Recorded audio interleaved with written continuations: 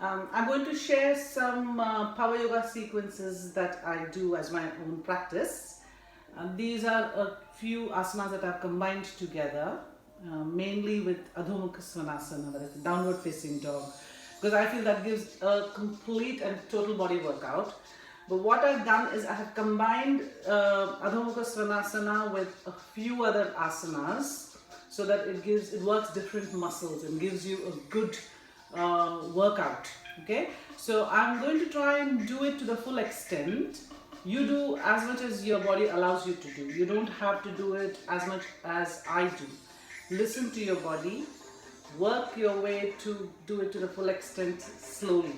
It's just about preparing your body and doing it comfortably. You should not have any pains or any uncomfortable feeling when you're doing it. So just take your time and do whatever you're happy to do, whatever your body is happy to do, and work your way towards it. Okay? So I'm going to start with the Adho Mukha Svanasana, but what I've done is this is very good for people who've got issues with the knees. If you can't really bend your knees, this asana sort of keeps your knees straight but works your quads, works your hamstrings, works your glutes, abs, shoulders, arms, so your entire body and your back muscles as well. Now I'll face this way so that you can see a side profile. I'll put a bit of an angle so that it's easier to see the whole extent of the movement.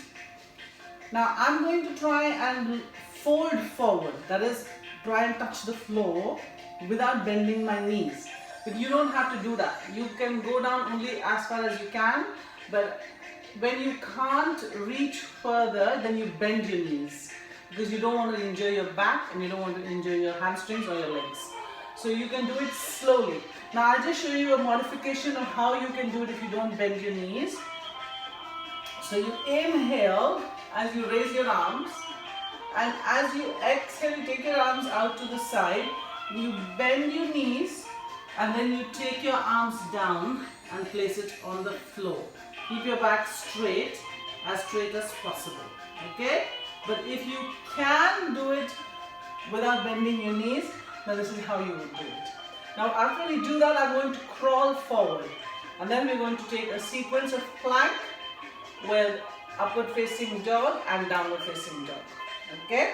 So again, I'm going to inhale and reach for the sky, reaching, and with that extension I'm going to lean forward, folding forward, pushing myself so that I touch the floor without bending my knees. Okay? From here, I'm going to walk my arms. I'm going to walk my arms, engaging my core all the time, and then I'm going to come into plank. So squeeze your belly, squeeze all your muscles. It's Tadasana in plank. From here, I want you to push yourself forward and raise your shoulders and chest as you drop your hip as close to the floor as possible. Okay? Now when you exhale, you're going to lift and come into the downward facing dog. Drop your heels down. And again, hold this. If you want to deepen that, you raise your heel, pull your tummy in, and drop it further. Again, when you inhale, come into plank and hold. Squeeze your muscles. Inhale as you pull yourself forward. Exhale as you drop your hips and stretch your body, stretch your core, stretch your quads.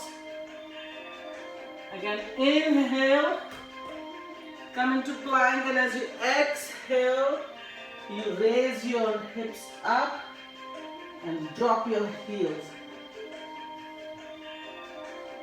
Once more, inhale, come into plank, hold. Hold your plank nice and strong. Pull yourself forward, dropping your hips as you exhale, but raising your shoulders up. Again, inhale, come into plank. As you exhale, you raise your buttocks and drop your hips. We'll do it one last time. Inhale as you come into plank.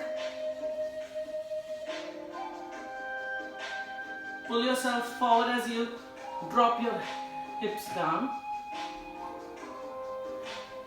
Inhale, come into plank, and as you exhale, raise your bottom and drop your hips.